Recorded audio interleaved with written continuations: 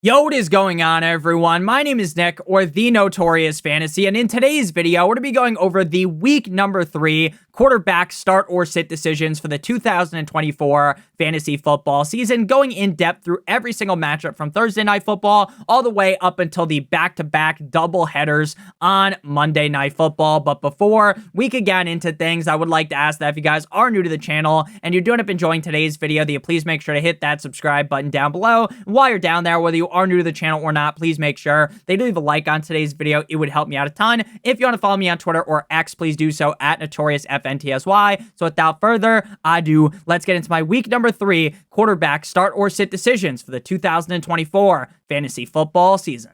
We begin with Thursday Night Football, the New England Patriots at the New York Jumbo Jets. Now, in my opinion, I am not confident enough in either of these guys to mark them as a start. Now, what I said about Jacoby Brissett last week is the same sentiment I'm going to repeat again. Jacoby Brissett is a good enough quarterback to win games with the Patriots due to their defense. But winning games doesn't always turn into fantasy football production. You can just ask guys like Malik Willis, right? Jacoby has failed to eclipse 150 passing yards in both games and has just 1 passing touchdown on the season. And I do not expect magically him to pull a rabbit out of the hat and start slicing and dicing his way through a defense that's as talented as the Jets. So to me, he is a no-brainer sit. Now, Aaron Rodgers was the quarterback number 12 last week up against the Tennessee Titans, throwing for 176 yards and 2 touchdowns, though he is yet to throw for over 200 yards since becoming a New York Jet. I personally believe this game will end up being lower scoring, and thus Rodgers won't really end up being a start worthy quarterback, but I think in better matchups based upon what we saw last week, we could start to see Rodgers become a guy that you actually want to start. Now we move to Sunday, beginning with the New York Football Giants at the Cleveland Browns. Now, Daniel Jones, Danny Dimes was out. His alter ego, Danny Dimes, Vanilla Vic, was cooking last week up against the Commanders. And while the matchup is easy, like cutting butter with a hot knife, right? I personally was shocked since I wasn't even sure that Daniel Jones still had a game like that in him. Again, I get the matchup was simple, but Daniel Jones has looked so bad that I honestly didn't think he would be able to finish as the quarterback 6. But problem is now it's a polar opposite matchup, right? You get a wet dream matchup against the Commanders, and now you're playing up against a Browns defense that's going to have Daniel Jones seeing ghosts like he's Sam Darnold, seeing ghosts like he's in a haunted house. I wouldn't be surprised if he was one of the bottom 5 quarterbacks in terms of quarterback fantasy points this week. So Daniel Jones, there is no way, Jose, you could be starting him this week. Now, realistically, Deshaun Watson should have no problem, ain't no problem, big fella, carving up the Giants defense like they're a Thanksgiving turkey.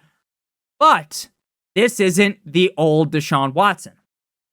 This is a Deshaun Watson that has been struggling. And while he definitely did look way better last week, it is frankly too much of a risk, in my opinion, to start Deshaun Watson, even in a matchup that I find to be great. Next up, we move to the Green Bay Packers at the Tennessee Titans. Now, both quarterbacks here are no-brainer sits. Now, Malik Willis ate a W, Jameis Winston style, in the first start of his Packers career in Jordan Love's absence. Willis is basically the exact same thing as Jacoby Brissett, except for he's just a lot faster. The LaFleur game plan was to run the ball heavily with Josh Jacobs and have Malik Willis make the easy passes, make sure he doesn't have to hit some guy 40 yards down the field, throw a fucking piss missile to Jaden Reed or Christian Watson, Romeo Doubs, Dontavian Wicks, right? Keep it simple, stupid.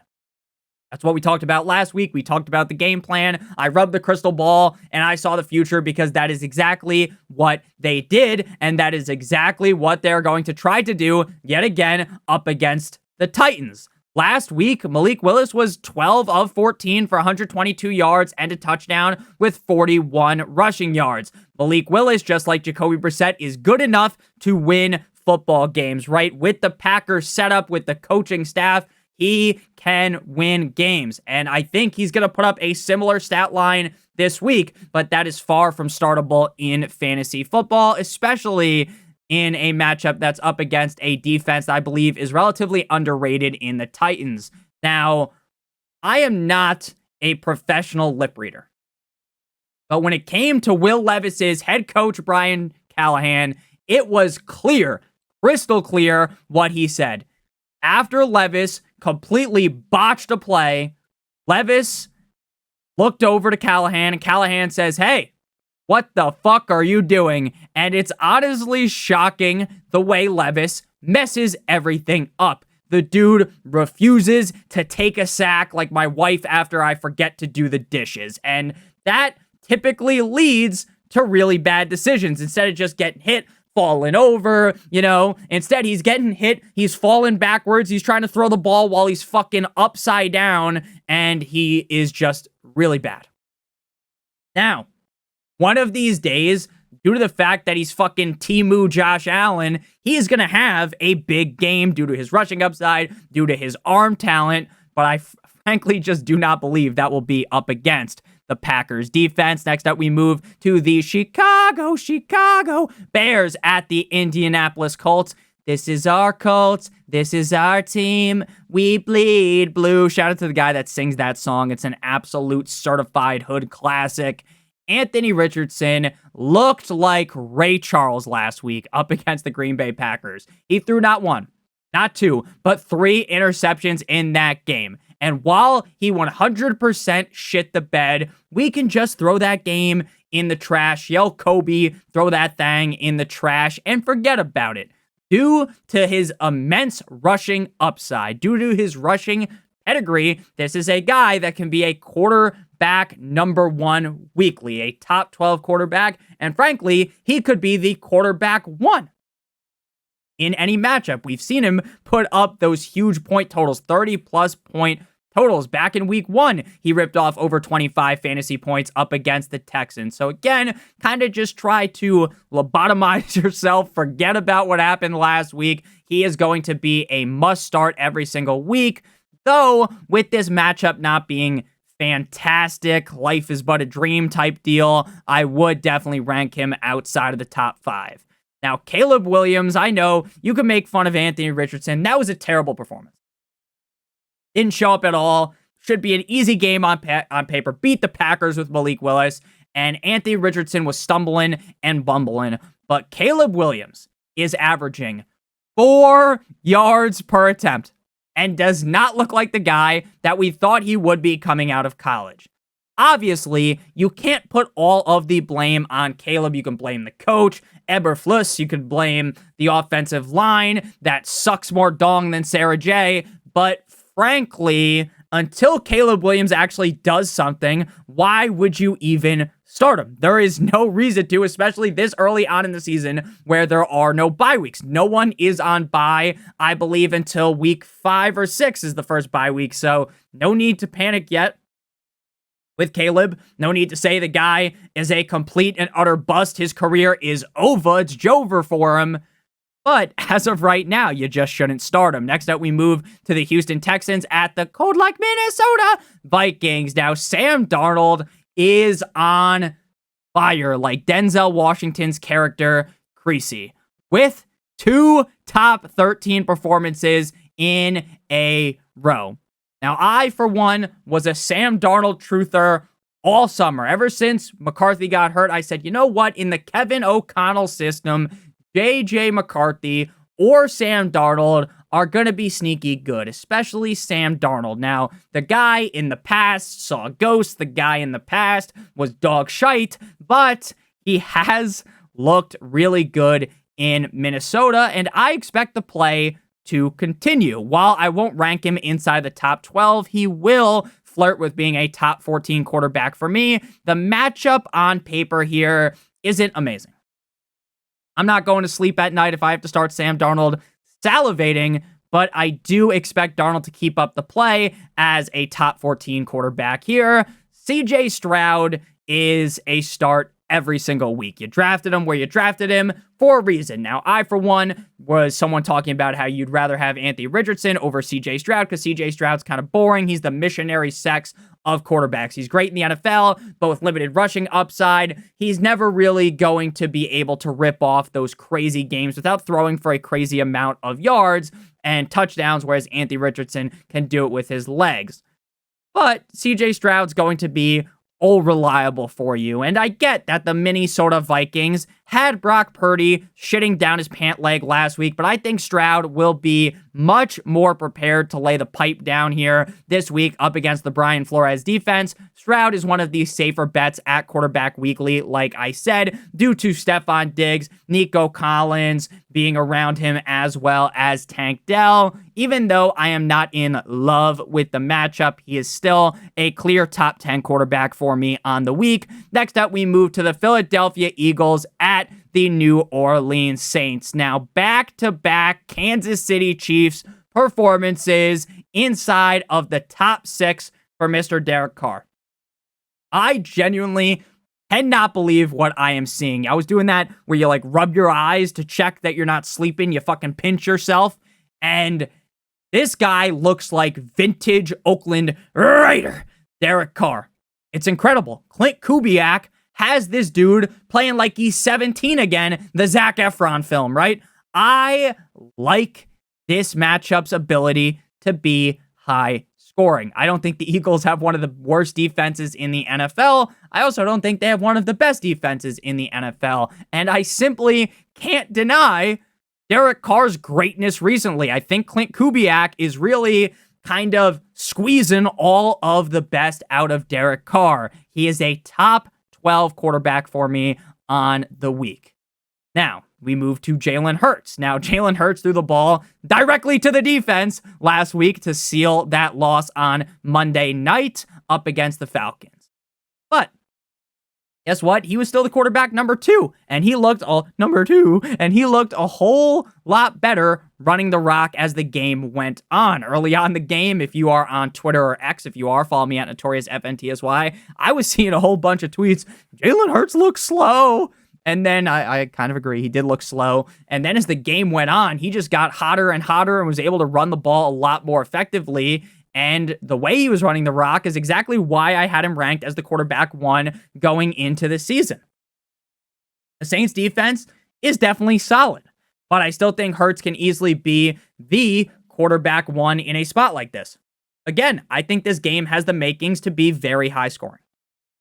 So he is definitely going to be a top 3 must-start quarterback for me. I am not going to overthink things. Obviously, if I have Carr and Hurts, I would rather play Mr. Jalen Hurts. Next up, we move to the Los Angeles Chargers at the Pittsburgh Steelers. Now, both of these teams are good, right? They're teams that win football games. But this game is probably going to be very boring unless you love defense. In terms of offensive output, I don't expect this game to be like the last one, right? Where the Eagles and the Saints could be in this absolute firefight, 2 teams swinging and not using defense at all. Whereas this game is going to be a defensive masterclass from both teams. Now, Justin Fields is going to be a start, but it is strictly because of his rushing upside. Now, has it worked this season? He can rush the ball, he's been a great quarterback? No, it hasn't worked this season, but the ideology makes sense. Just because it hasn't paid off doesn't mean it doesn't make sense, because we all know how important rushing upside is at the quarterback position.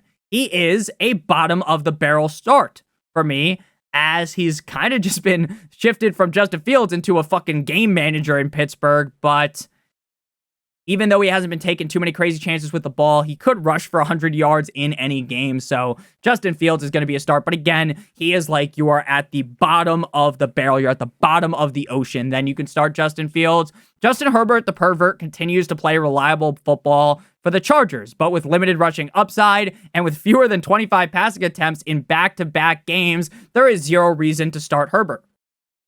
They basically massacred our boy, Justin Herbert. It's great for the team, terrible for fantasy because they just run the ball gently down the stream all game long. They are going to run the ball with Dobbins and Edwards all game. And unless they get down big, which I don't really expect to happen up against the Steelers, he is not going to throw the ball a bunch, and he belongs on the waivers, even though he is one of the better quarterbacks in the NFL. Next up, we move to the Denver Broncos at the Tampa Bay Buccaneers. Bo Nix has been not good, like an Anthony Fantano reviewed through his first 2 NFL starts. It's too early to bury the guy, too early to truly shit on his chest, Cleveland Steamer style, but you would have to be off some Percocets to be starting Bo Nix. Baker Mayfield, back-to-back top five performances for Mr. Mayfield. This dude has been putting defenses into the fucking Arkham Asylum. They are locked up. They have no idea what to do. And I'm not trying to glaze Baker Mayfield, but I've been a Baker truther for a long time, ever since college, and I will continue to be that way. This dude has been cooking like Wolfgang Puck, and against a Denver defense that is devoid of talent outside of Patrick Surtain and a couple other guys, I expect another top 10 game out of Mr. Mayfield. Now we move to the 4 o'clock slate of games. The Carolina Panthers at the Las Vegas Raiders. Now, Dalton will be better than Bryce Young. I would be better than Bryce Young. Bryce Young literally looks like he's blind out there trying to play football, can't read a defense. And do I agree with the benching of him? No, I don't agree with it, but that's what happens, right? Last year, Andy Dalton played 1 game for the Panthers and was the quarterback 7, but up against a Raiders defense that looks solid, I just don't really see it happening. If he does look good in more positive matchups, maybe we'll be able to start him. Maybe Xavier Legette, Adam Thielen, Deontay Johnson, maybe they can figure it all out. Wouldn't surprise me. Andy Dalton is a grizzled veteran, but as of right now, again, there's no bye weeks, no quarterback injuries. Why the fuck would you start Andy Dalton? Gardner Minshew is one of the most fun backup quarterbacks in the NFL. The problem here is he's not the backup. He's the fucking starter in Las Vegas. He has looked solid in back-to-back games, but solid in real life, not solid in fantasy football. He's just a game manager, even up against the Panthers defense. That is so trash. There is no reason to play him. Next up, we move to the Miami Dolphins at the Seattle Seahawks, and it hurts me deeply to see the name Skylar Thompson next to the Dolphins logo. As a Dolphins fan, I am going to say a prayer every single night. I'm going to sleep with my fucking underwear on backwards. I'm going to put my hat in the refrigerator or whatever you had to do to try to get the gods above to give you snow back in the day when you're like elementary school. You'd put your pajamas on backwards, do all types of crazy shit. It would mean that that's going to make it snow because that definitely works. But I'm going to try everything. I'm going to try everything to get Skylar Thompson to look halfway decent. But I am familiar with Buddy's game, and it is mega ass like Alex Adams. I really would be shocked. I would be awestruck if he finished as a top 18 quarterback. The guy absolutely reeks, but hopefully he's good enough to help Tyreek, Waddle, and Devon Achane. Geno Smith has been the lucky quarterback number 7 in back-to-back starts, and if he gets 3 in a row, I'm pretty sure that's like a jackpot, right? If you've ever played like one of those slot machine games and you get 777s. This new Ryan Grubb offense has Geno Smith eating good. He's feasting, and I do think the Dolphins defense is good enough to stop him from doing that, but you never really know. I thought the same thing about the Patriots last week. He is a lower tier start on the week just because I like so many quarterbacks and their matchups, but I do really like the top 18 guys a ton this week. Normally in the bottom of the top 18, I guess outside of Justin Fields, right? It does really feel like, hey, any of these guys have a lot of upside. You could argue Geno Smith as like the quarterback 17, 18, all the way up until like the quarterback 10, and I wouldn't really argue with you. Next up, we move to Bal versus Dal, the Baltimore Ravens at Jerry's World in Dallas. But before we break down this game in depth at the quarterback position, as well as the rest of the games, I would like to give you guys a quick word for our friends and our sponsor over at Underdog Fantasy. Now, if you're new to Underdog Fantasy, and click on the link in the video description using promo code Notorious, you'll be able to claim your free pick plus a first-time deposit offer of up to $1,000 in bonus cash on Underdog. The free pick for this week on Thursday Night Football is Ron Rodgers higher than half of a total yard. It's on your screen right now. Say you're watching this on the middle of the game on Thursday, or you're watching it on Friday, Saturday, or Sunday. If you use promo code Notorious to get the free pick, it will be a different free pick, but something very similar to this. You match that pick, or whichever pick you end up getting, plus another pick from one of the games. If those two picks hit, you receive 3 times your entry fee. You could do even more picks than that, and the payout will be higher. Again, promo code Notorious for a first-time deposit offer of up to $1,000 in bonus cash, plus get that free pick. Again, promo code Notorious, or click on the link in the video description. So Ravens versus Dallas. Bal versus Dal. Dak. Not great. The Ravens defense doesn't look good, but, and this is a big but, shout out Jennifer Lopez, the Cowboys offense also hasn't looked good.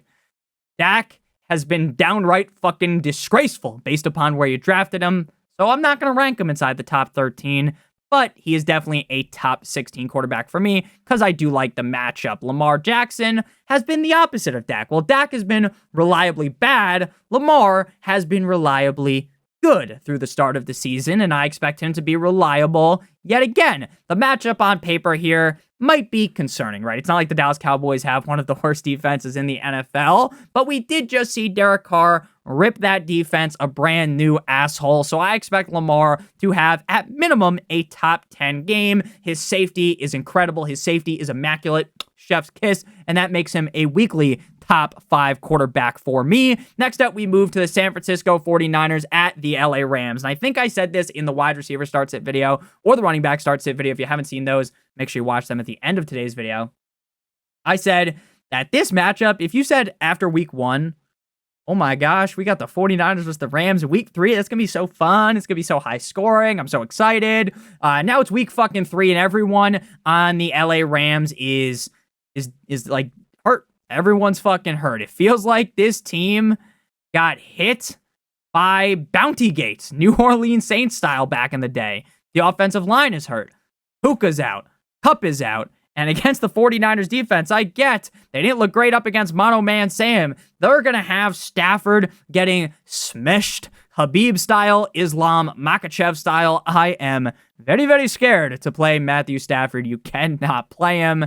Big Cock Brock, just like Dak Prescott, who we just talked about, has been disappointing this season, though against the Rams defense that just got elbow dropped by Kyler Murray and the Cardinals, I can assure you that Purdy will bounce back here as at least a top 14 option. Next up, we move to the Detroit Lions at the Arizona Cardinals. We just talked about the elbow dropping, the Rip Flair drip go woo on a bitch by Kyler Murray, the Call of Duty king himself, teabagged the Rams last week. Shout out Lipton as the quarterback numero uno with a grand total of 3 passing touchdowns and over 300 all-purpose yards. And now he's in a great matchup again. Kyler is a must start. I was given the Sukalamink special to Kyler Murray all summer long. Rightfully so. Looks pretty good. Nick's real smart. I know. Hold the applause. Must start top 5 quarterback on the week. I love this spot for the short king himself.